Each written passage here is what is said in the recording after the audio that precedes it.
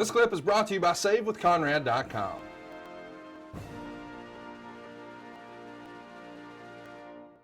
Well, obviously your career, your MMA career, once you leave the WWE, WWF at the time, skyrockets.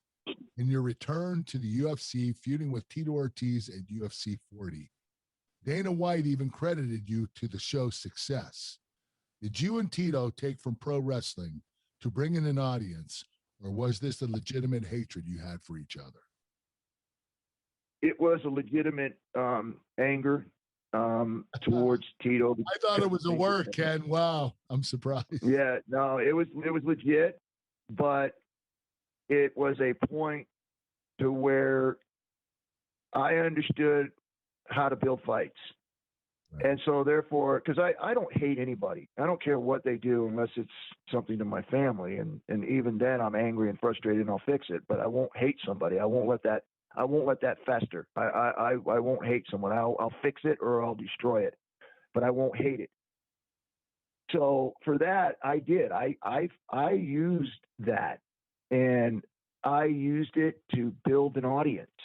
I used it to build the interest because I understood how entertainment works.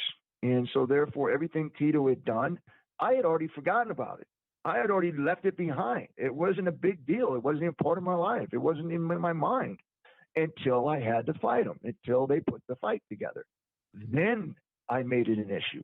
And yes, it was real because I made it real.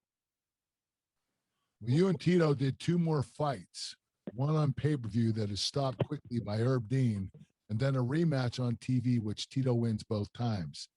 Ken, do you think it was your body giving up at this point? Absolutely. I remember going in training and I was never, ever at a point where I felt like I had a great training camp. It felt like I would have a good couple of days and then I would ache and I'd have to take a day or two off. I just wasn't able to recover like I used to. And I knew going in that it was going to be a struggle, but don't think for a second in my mind that I ever thought I was going to lose. I never thought that. I always figured I could find a way to win. I would always find a way to win.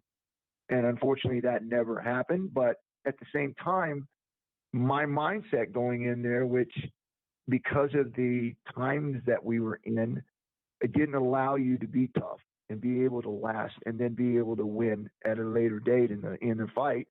They basically would stop the fight if you got hit 3 or 4 times. And I wasn't used to that because I was used to being able to go in there and fight and for you to decide when you wanted to stop.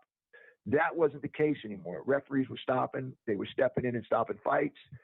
Even though if you fought a guy who had complete toughness that could take a lot of punishment and then still keep going and win, they wouldn't allow that to happen. And I felt that's where my best chance of winning was taking some punishment, allowing the fight to continue to keep going. And then as he started to get more tired, I would have the opportunity to catch him in a submission. So that didn't happen because they constantly kept stopping the fight. So they were playing it safe. I was 49, 50, and 51, I believe, something like that. Can't be possible, but I was definitely long on the tooth. I don't hold it against McCarthy. I don't hold it against the other ref. It is what it was. I know what they were doing. I know they were trying to protect me. I know that they knew I was older. I know they knew I didn't have the skills I used to have. But they should have known that 1 or 20 punches is not going to stop me. They should have allowed me to go out on my shield. But I don't hold it against them. I know they were just trying to protect me.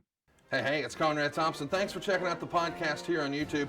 Be sure to hit the subscribe button and the notifications bell so you get a notice anytime we upload some new content. And go save yourself some money right now. If you're in a 30-year loan or you have credit card debt, it's not a matter of if I can save you money. It's a matter of how much. Find out right now for free at SaveWithConrad.com.